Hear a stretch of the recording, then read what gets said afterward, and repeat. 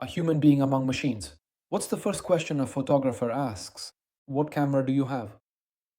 Franco Fontana, at 80 years old, says that when someone asked him what camera he used, he would tap his head with a finger, smile, and reply, "This one."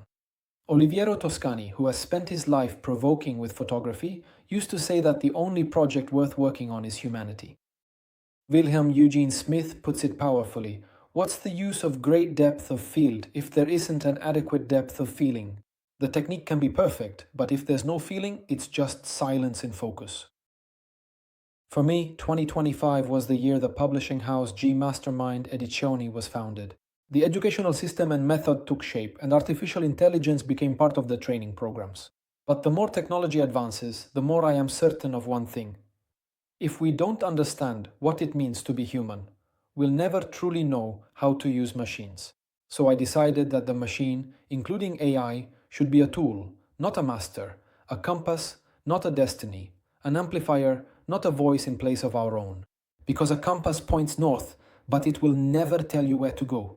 You have to choose the direction yourself, and an amplifier can make your voice louder, but if you don't know what to sing, it's useless.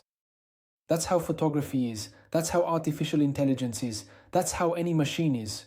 Tools amplify, but only humans create. There are things that no machine will ever be able to replace: choice, decision, direction, responsibility, feeling. These are the qualities that make a human being a human being. These are the qualities that make art a living act. These are the qualities that no amount of computing power will ever be able to reach. And above all, one, creativity. Inspiration, intuition, illumination, the feelings that generate creativity. Creativity is what makes us unique.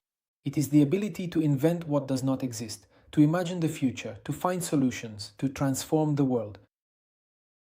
AI can imitate, but it cannot intuit. It can calculate, but it cannot feel. It can generate, but it cannot choose or decide.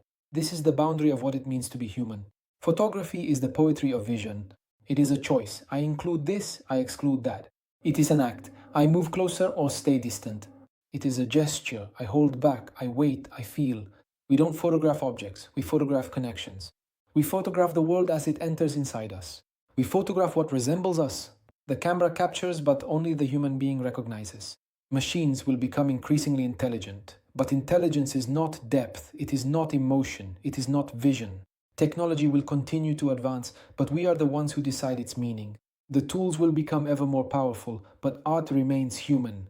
And so this book closes with a commitment, a wish, a gesture of continuity to educate human beings to be human, despite and alongside machines. Toscani, Fontana, and Eugene Smith knew this. Today I carry this forward. Photography as an education of the gaze, poetry as an education of feeling, creativity as the energy of the soul. All of this to be human.